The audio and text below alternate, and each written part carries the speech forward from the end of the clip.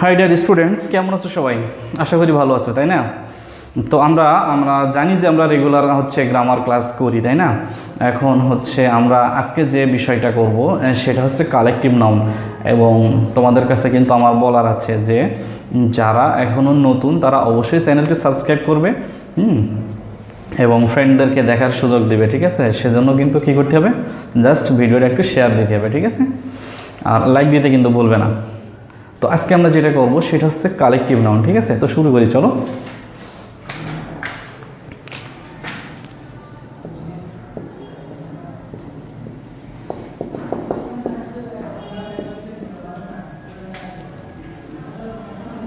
Collective noun, তাই না? তো কালেকটিভ নাউন কাকে বলে আমরা জানি, তাই না? তারপরেও একটু লিখি।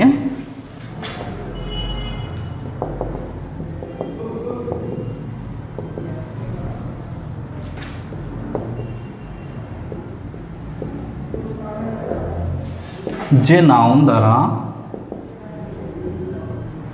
কোনো ব্যক্তি বা বস্তুকে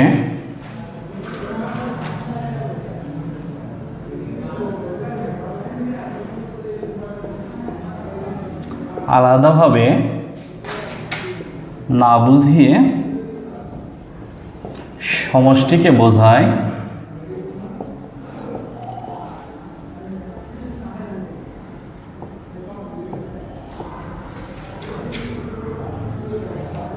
তাকে কালেকটিভ নাউন বলে, তাই না? তাহলে এখানে কি পেয়েছি আমরা, যে নাউন দ্বারা কোনো ব্যক্তি বা বস্তুকে আলাদাভাবে না বুঝিয়ে সমষ্টিকে বোঝায় তাকে কালেকটিভ নাউন বলে, ঠিক আছে? যেমন কি হইতে পারে, আমরা যদি এখানে লিখি যে মনে করো টিম, ঠিক আছে? তো একটা টিমে কয়জন প্লেয়ার থাকে? নিশ্চয়ই অনেকজন প্লেয়ার থাকে, তাই না? তাহলে আমাদের ওয়ার্ডটা দেখতে কিন্তু সিঙ্গুলার, কিন্তু এর ভিতরে মনে হবে জানি অনেকেই আছে, এরকম একটা বিষয় আর কি। হ্যাঁ, তারপরে হইতে পারে ফ্যামিলি, তাই না? তারপর হতে পারে আর্মি, এরকম অনেক হইতে পারে, ঠিক আছে? জাস্ট আমি এখানে দিচ্ছি এইগুলোই আর কি। হ্যাঁ, তো কালেকটিভ নাউন কি, যে ব্যক্তি বা বস্তুকে অবিভক্ত বা আলাদাভাবে না বুঝিয়ে সমষ্টিকে বোঝাবে, ঠিক আছে? অর্থাৎ সামগ্রিকভাবে বোঝাবে, সেটাই হচ্ছে আমাদের কালেকটিভ নাউন। হ্যাঁ, তো কালেকটিভ নাউনের বৈশিষ্ট্য দেখি আগে। হ্যাঁ, তো এই হচ্ছে বিষয় আর কি, ঠিক আছে? আচ্ছা,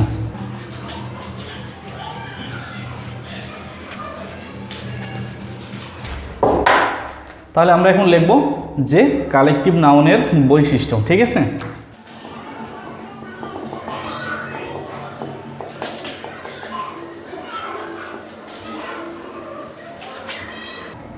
কালেকটিভ নাউনের বৈশিষ্ট্য আমরা কি লিখতে পারি? আমরা লিখতে পারি কালেকটিভ নাউন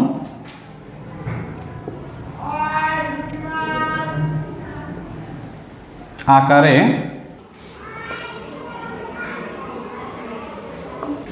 সিঙ্গুলার হয়, ঠিক আছে? অর্থাৎ কালেকটিভ নাউন আকারে সিঙ্গুলার হয়, যেমন আরেকটু আগে উদাহরণগুলো দিলাম, ঠিক আছে? ওগুলো কিন্তু সব সিঙ্গুলার। হ্যাঁ,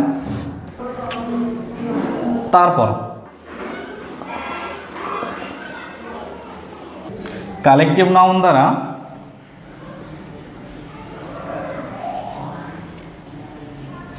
সমজাতীয়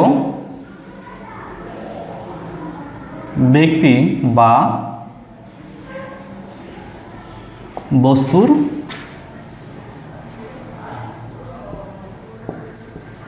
সমষ্টিকে বোঝায়। তাহলে কি হচ্ছে এখানে, যে কালেকটিভ নাউন দ্বারা সমজাতীয় মানে একই জাতীয় ব্যক্তি বা বস্তুর সমষ্টিকে বোঝাবে, ঠিক আছে? তারপর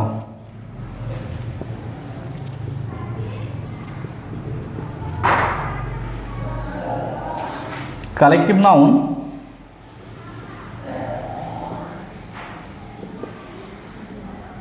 সাবজেক্ট হলে ভার্ব সিঙ্গুলার বা প্লুরাল উভয় হয়। তাহলে কি হচ্ছে, কালেকটিভ নাউন যদি সাবজেক্ট হয় ভার্ব সিঙ্গুলারও হইতে পারে প্লুরালও হইতে পারে, ঠিক আছে। তারপর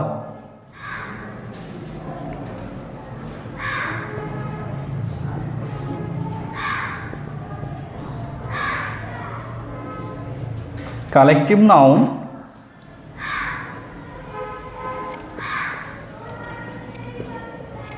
এর পূর্বে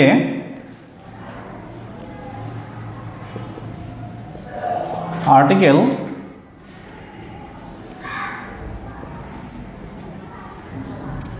বসতেও পারে আবার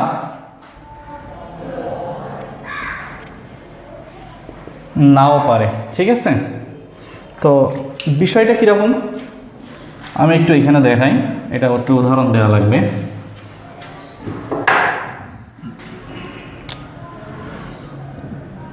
বলা হচ্ছে যে কালেকটিভ নাউনের পূর্বে আর্টিকেল বসতেও পারে নাও পারে, যেমন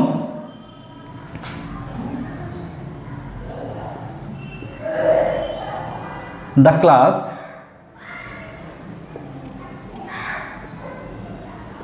has decided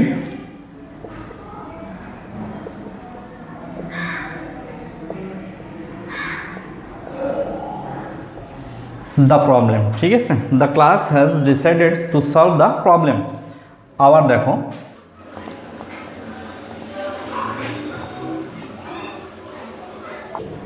people should stay here। হ্যাঁ, তো কথা হচ্ছে কি যে আমাদের এটা হচ্ছে কালেকটিভ নাউন, তাই না। ক্লাস মানে কি স্টুডেন্টদের সমষ্টি, তাই না। তাহলে কালেকটিভ নাউনের আগে দেখো আর্টিকেল বসতেও পারে আবার নাও পারে। হ্যাঁ, তো এটাই হচ্ছে বিষয় আর কি এইখানকার, যে কালেকটিভ নাউনের পূর্বে আর্টিকেল বসতেও পারে নাও পারে। হ্যাঁ, তারপর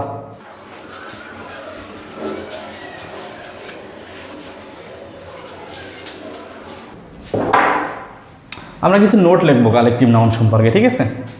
তো প্রথম নোট হচ্ছে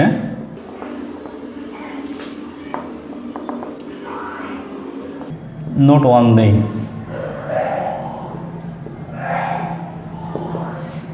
কালেকটিভ নাউন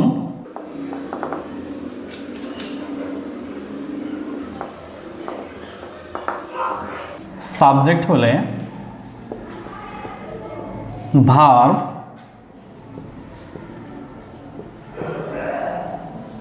সাধারণত সিঙ্গুলার হয়, ঠিক আছে। কালেকটিভ নাউন যদি সাবজেক্ট হিসেবে ব্যবহার হয় কোনো সেন্টেন্সে তাহলে ভার্ব হবে সিঙ্গুলার, ঠিক আছে। কীরকম মনে করো,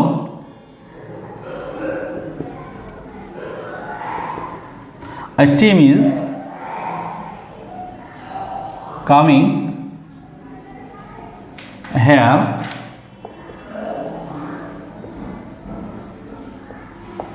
tomorrow, ঠিক আছে। তো বলছে একটা টিম, তাই না।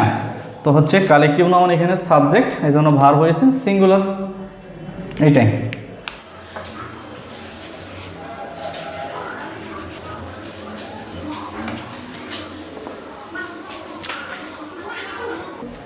পরেরটা হচ্ছে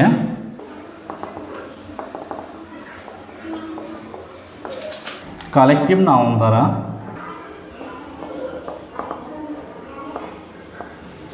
মতের ভিন্নতা প্রকাশ পেলে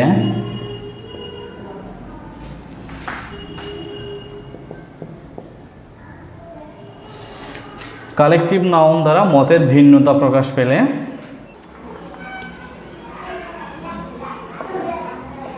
তাকে নাউন অফ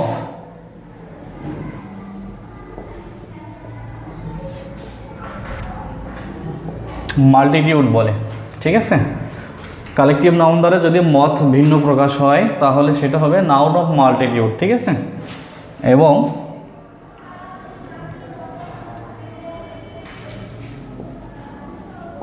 এবং এক্ষেত্রে ভার্ব প্লুরাল হয়, ঠিক আছে। তাহলে এক্ষেত্রে ভার্ব হবে প্লুরাল। কিরকম মনে করো, the jury were divided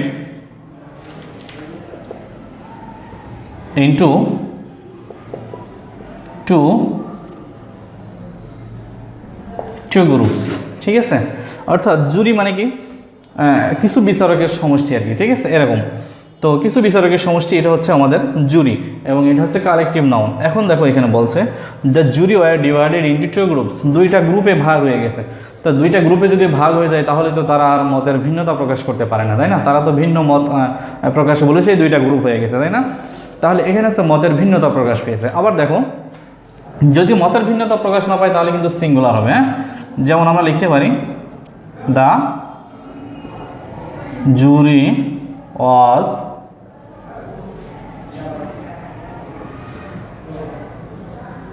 unanimous about the verdict। ঠিক আছে, অর্থাৎ এখানে দেখো the jury was unanimous about the verdict, অর্থাৎ এই রায় সম্পর্কে বিচারকরা একমত ছিল। আনঅ্যানোনিমাস মানে একমত থাকা। ঠিক আছে, তো এটা হচ্ছে বিষয় যে কালেকটিভ নাউন দ্বারা এখানে একমত প্রকাশ পেয়েছে, এই জন্য ভার্ব সিঙ্গুলার, এবং মতের ভিন্নতা প্রকাশ পেলে ভার্ব হবে প্লুরাল। ঠিক আছে, জাস্ট এটুকুই এখানে।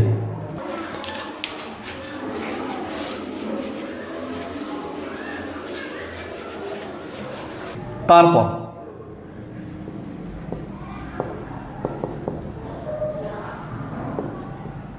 নিম্নোক্ত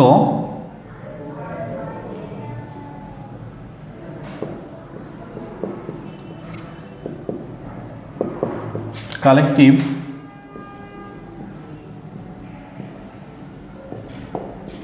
নাউনগুলোর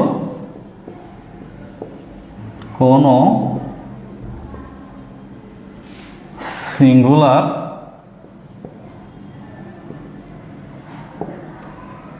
ফর্ম নেই। ঠিক আছে, এগুলো প্লুরাল। তো যেহেতু এগুলো প্লুরাল তাহলে এদের পরে প্লুরাল ভার্ব বসবে, তাই না? আমি দেখাচ্ছি।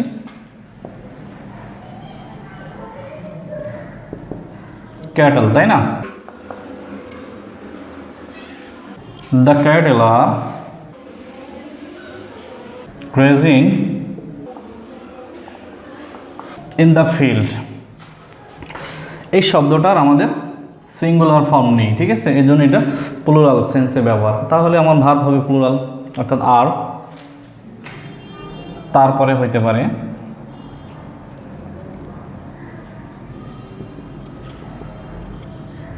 Police. The police have caught the thief। ঠিক আছে, পুলিশ শব্দটা প্লুরাল, এই জন্য এখানে প্লুরাল ভার্ব হয়েছে, জাস্ট এটাই। তারপরে হইতে পারে অডিয়েন্স। অডিয়েন্স আমরা কি লিখতে পারি? The audience are requested to take their seats, তাই না? তাহলে কি হচ্ছে? The audience are requested to take their seats।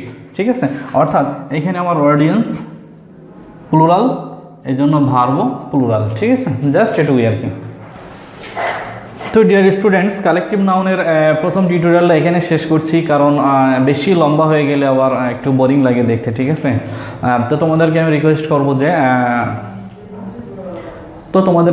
করবো যে পরের টিউটোরিয়ালটা অবশ্যই দেখতে। ঠিক আছে, কারণ এখানে কিন্তু অনেক বেসিক লেভেলের জিনিসপত্র এখানে আলোচনা করা আছে। হ্যাঁ, তো ঠিক আছে, থ্যাংক ইউ।